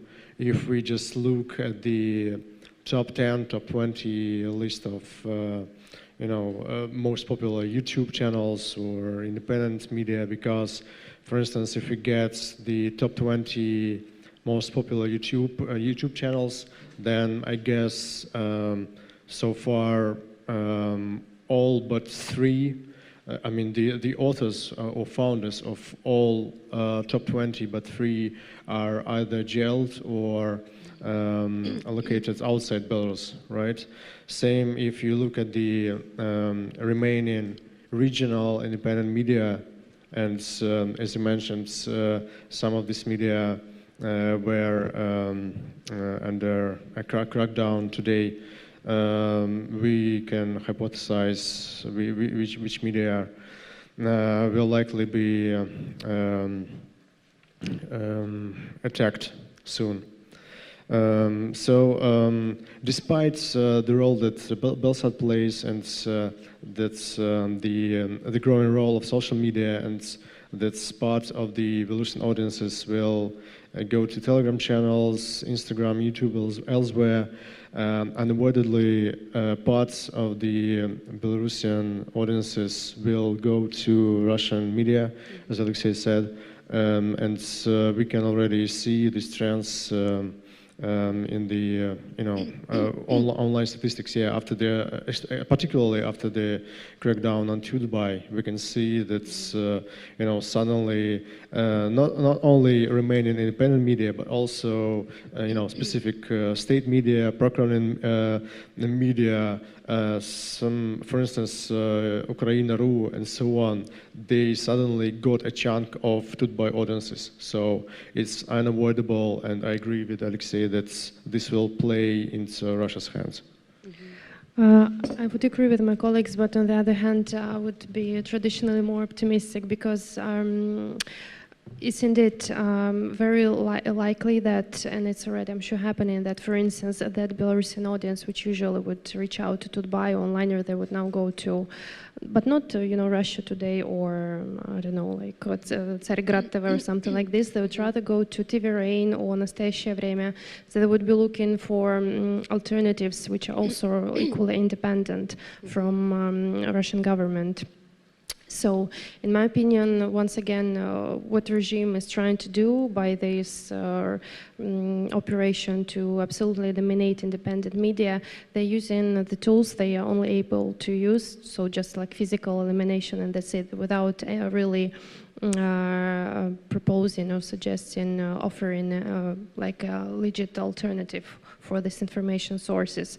It is the same as if they would be trying to switch off the internet. They did it already, it didn't work, so they're not able to do this. And I think that this once again gives a big opportunity for a lot of people and journalists who have their own Telegram channels, who have their own YouTube channels to continue to kind of shed the light of what is happening in Belarus politically and socially. And even a very good example of Maxim Katz, right, who is Russian, but who was trying to do a lot of content devoted to Belarus. He also grew a lot of audience among Belarusians, and he was watched like all over the world by Belarusian diaspora and everywhere. So I think that I would here be more optimistic and more reliable, and I would trust the Belarusian audience here more, because I think they're already the level of information hygiene, as you're saying, and also information awareness is such that thanks to the internet and to social media, a lot of Belarusians are able really to extract those channels which can still be reliable, even though this wave of repressions, of course, is tremendous against the independent journalists. Thank you, Veranika.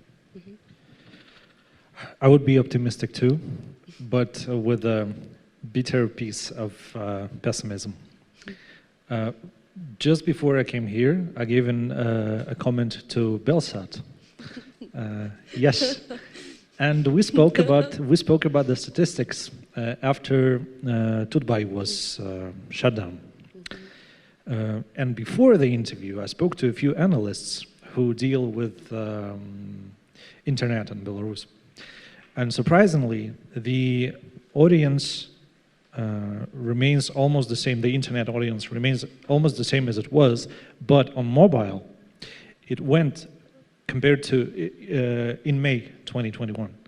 By the end of the month, on mobile devices, it fell by 20%.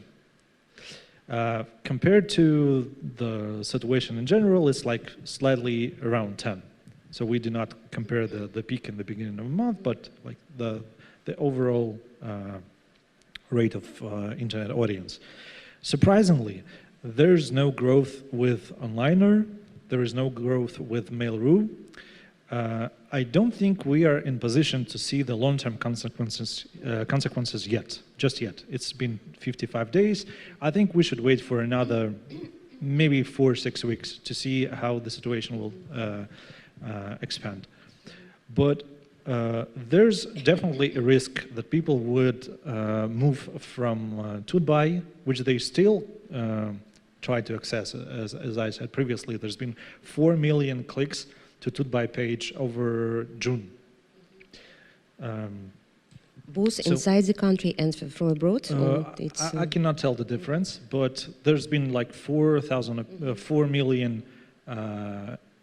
people who try to access the website, which doesn't exist for 6 weeks now. So I would say that the changes in the behavior are still not very clear, but let's say with the audience that I have on my Telegram channel, which is skewed by certain interests, which is skewed by their own habits, by ideological preferences and everything, but still, even among this audience, 82% of them moved to Telegram and read more news on Telegram rather than on other websites instead of Tutbay. Many people were using Tutbay application just like you did. They are not using the application anymore, and they still are hesitating to find a new source of information. It's been just 6 weeks, so people are still thinking of what to do. There's a great risk that people would move to the websites of Russian TV channels. I think in September 2019, I believe 6 websites of Russian TV channels had the same audience as Tutbay and Onliner. This knowledge was somewhere deep underneath the ice. Nobody spoke about it. But there's a big problem we have.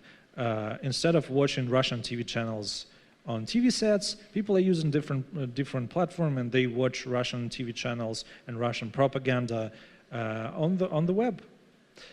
So now, since Tutbay is gone, there's Onliner that remains the last, the last fortress of information sovereignty for Belarus. What Tutbay did today, announced today about Zerkala.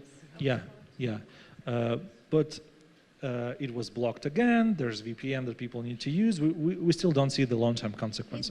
But still, it's just a sign of being able to cope with it, Yes. to survive and to transform and just to move further. I think it's just the sign of viability, something like that. Right. The problem with this is that we don't see the long-term consequences, but Tutbay wasn't just a website about the news. It was an archive of the history of the country for quarter century or so. Now the stolen memory. So for many of us, especially involved in media studies, it's a huge problem, because when you're clicking on certain links, it brings you to Tutbay, and the site is blocked, and you do not know what was in the original article. It was the book where the history of the country was written day by day. So now it's really hard to trace it in the past. I believe that the guys did a great job, and they saved the dump of the archive, and it's in a safe place, hopefully. So I have high hopes for Tutbay team, and I hope that they have their archive of the old publications. Otherwise, it would be comparable to burning down the archive building somewhere here in Warsaw, and losing the knowledge about 25 years of Polish history, for example. So this is what makes me pessimistic, that people might go to these Russian websites of the TV channels. And I'm really concerned about the aggregators like Yandex.Zen. People would use something that is the easiest source of information. Younger generation would go to Telegram. What would happen to people who were consuming news on Yandex.Zen? They would probably go to Russian news websites. That's exactly what our colleagues just told about. So although there's certain optimism, because we still do not see a huge influx of Belarusian audience to Russian websites, it might be happening. There's still a risk that this would happen. But as we see within internal websites, there's small growth among the independent websites, really small growth for Onliner, but all the rest, people didn't go to read BELTA, which is positive, and again, the representation of powers in the country. People wouldn't read the news that promote Lukashenko because they hate him, and they want him to, you name it, what they want him to, what they want to happen to him. So just like Veranika, I have trust in Belarusian people, and I have trust in the revolution, and have high hopes that the hygiene in the media sphere and the media consumption will be in line with the ideas and with the beliefs that people promoted almost 12 months ago. Right. Before, just we need also some time for questions, but just two small comments. One of them is that so there are the conditions created by the power regime for losing the information security and losing the information immunity. But on the other hand, I think that for us, there is more hope. We understand that the situation is so much different from what was even 10 years ago, and on the day when Dubai was blocked, I recalled this famous phrase which goes back to the time of Roosevelt and Churchill about United States and UK as two countries divided by common language. In our case, we have Russian and Belarusian, but if we speak of the role of Russian language in the media space, I do believe that in 2021 we are divided by common languages, and we do have different histories and different dynamics. Yeah, there was probably something else, but I will. The second remark, which is also kind of optimistic, it's we all understand that even despite this gloomy reality of today in Belarus and the huge scale of repressions towards people from different ages and professional groups, and despite the systemic violence, nevertheless we understand and we all share this historical optimism that the situation is reversible. And if the regime still believes that it is reversible, then we say no. And there are many reasons to say so. Dear colleagues, I'm sorry that we have left probably not that much time for discussion, but still a couple of questions would be really welcome.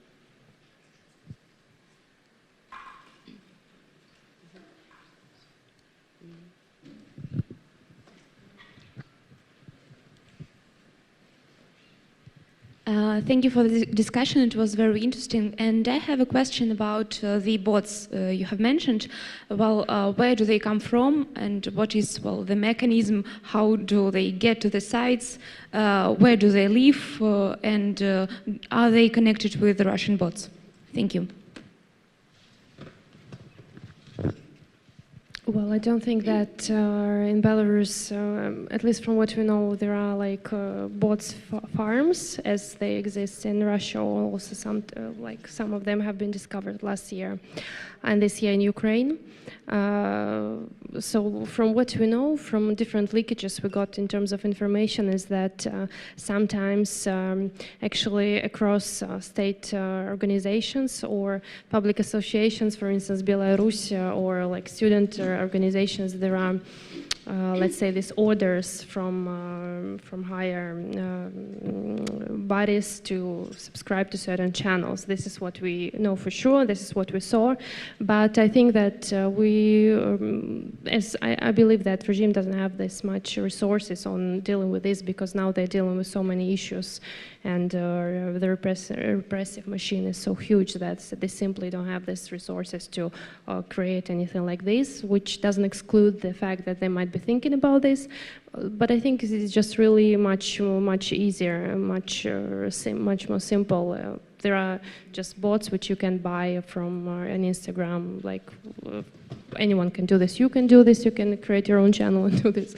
Serge can do this, Andrei can, like, I can do this, anyone can do this. So it's like really straightforward. So I wouldn't be looking for any like conspiracy here. And at the moment, if we compare them to what is happening in Ukraine and Russia, once again, they remain quite not that dangerous in terms of the scale and what is happening, unless I don't know, Andrei has anything to add to Serge on this. I'd say it's incredibly hard to factually prove the belongingness of some bots to a specific farm, let's say. Yet, last year, for instance, one of the Lukashenko's aides posted a Facebook post where he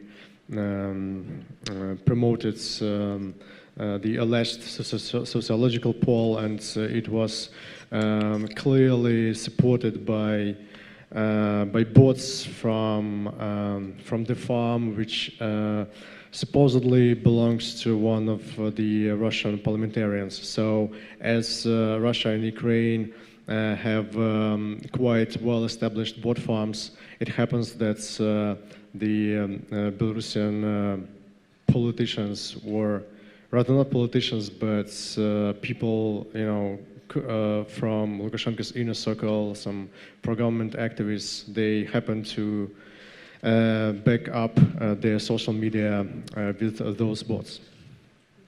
But there was also an order for the workers of Ministry of Interior and I guess KGB to sign up for Zoltые Sливы, the trashiest Telegram channel that promotes hate speech, that is using incitement of violence, that's showing the images of activists like Anton Matolka and hinting that Matolka will be killed because next to him there's a secret service or someone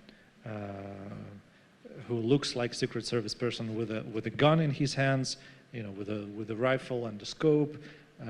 So there's a lot of hints that they're using, and people who are hired by the state or people who are the personal guards of Lukashenko, call whichever way you like it, they were given the order to subscribe to Zoltые Sливы. They subscribe to them, then they mute them and they do not read them.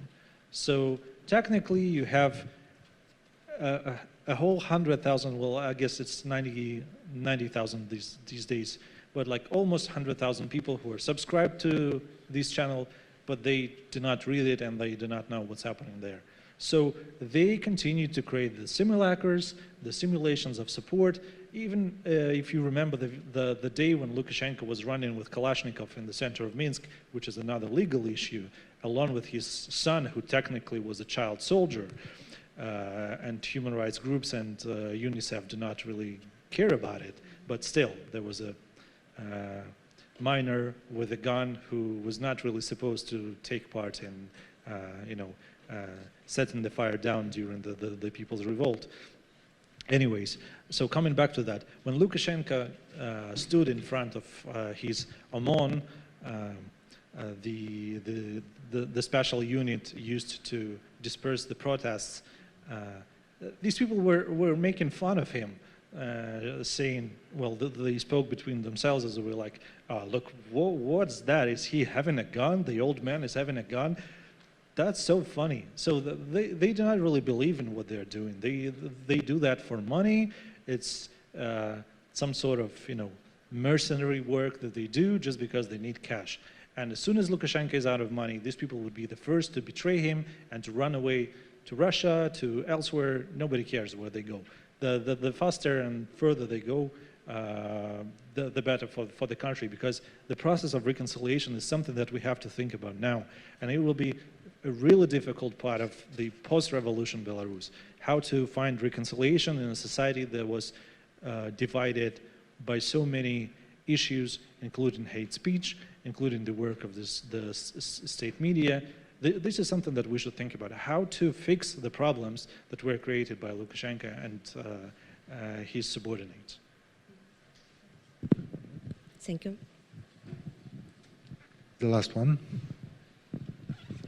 Yeah, first of all, thank you for the interesting discussion. Well, I would like to say that you must be noticed that the number of the top list Telegram channel is decreasing dramatically. And I would like to ask you why it's happening. Is it just Russian subscribers unfollowing, or is it feeling some deep social despair? Thank you. I think there are a few main reasons behind the drop of the numbers of Telegram channel subscribers. First is when the Belarusian protests peaked late last year, then large numbers of Telegram users outside Belarus used to be subscribed for a number of channels. Second, people over time optimize the consumption of Telegram news, and so they unsubscribe from a number of Telegram channels to have just a few in their feed. Thirdly, you know, pressure from state agencies when they make people working for state institutions to unsubscribe, or at least you know, to hide the fact that they are followers of certain Telegram channels. So some people probably continue following this or that Telegram channel without being subscribed to it. So I believe there's a number of reasons why most of Telegram channels lost their subscribers over the past month. And I think we also should remember that some of them were assigned as extremists or terrorists, and there's administrative punishment that you can be subject to if you are subscribed to a certain Telegram channel. So I think for many people it also works as fear. Also, let's remember that people have their own lives, and not everyone lives with revolution in their heart. Just a few weeks ago, I met with the former Minister of Foreign Affairs of Slovakia, Pavel Demish, and when he was the observer in the elections in Belarus, and he heard the stories and he witnessed the falsifications. He spoke to people, what would you do next? Why don't you continue the resistance? And people said, ну что, жить надо. Well, there's not much to do, we still need to leave. And people still have their own lives. Some of them gave up on the revolution, some of them think it's too dangerous, and we can't really blame them for this. Nobody signed up for the revolution. Nobody said, okay, I will follow the revolution and I will lead the revolution, whatever it takes. Some people give up, some people think that indeed there's no space for changes. Some people live in fear. Some people were forced to unsubscribe. Some people are afraid that they can face the consequences if the policeman stops them in the street and checks their phone and finds that they are subscribed to certain Telegram channels. There's no rule of law in Belarus, and people want to build up as many safeguards as they can. So for them, unsubscribing from certain channels is an obvious, first step that they can do to be safe, to be secure, and to have the guarantee that that they wouldn't be arrested, because there's many reasons that you can be arrested for, like the color of your socks, the color of your clothes, you're not wearing a hat, your eyes are green, whatever. And people are building safeguards.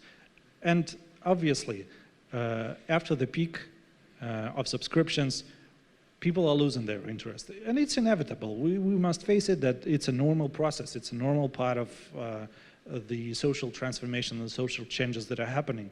After the martial law in Poland in 81, 83, people didn't believe that something can change in this country. And then, slightly 6 years after, the communism was over. The same thing will happen to Belarus. The regime will collapse overnight. Just like it happened with the Berlin Wall, when who was that, Günther Schabowski, I guess, who made a single mistake during the press conference and said that the Berlin Wall is opening immediately. Just because he made a mistake, he didn't appear at the briefing before the press release, and he didn't know what to say. So he checked the papers and he said, I guess the wall is opening right now. And it was the end of the Berlin Wall, which stood there for 20, 30 years. Same thing would happen in Belarus. We must realize that the social transformation that is happening is irreversible, and it's just a matter of time. How long will it take before the regime collapses overnight? Thank you so much, Serge. I'm sorry that we have to stop our discussion here because we are already like a quarter of an hour late. But I do think that we still have a lot of other issues to continue to think and to write and to analyze. I regret that we didn't, for instance, talk about Telegram as an effective tool, or that we didn't talk about the gender-related aspects of media consumption and behavior. All of these issues are like was relevant. But let me just thank our panelists. Aliaksei, unfortunately, he apologized. He had to leave because of this, because of his work. But I would like to thank Andrei, Veranika, Serge for all of your comments and for all of your remarks and for your analysis of the situation. And also thank you all for attending this roundtable discussion. So here we stop, and thank you so much. Thank you so much for great moderation. It was very interesting to talk to you. Thank you.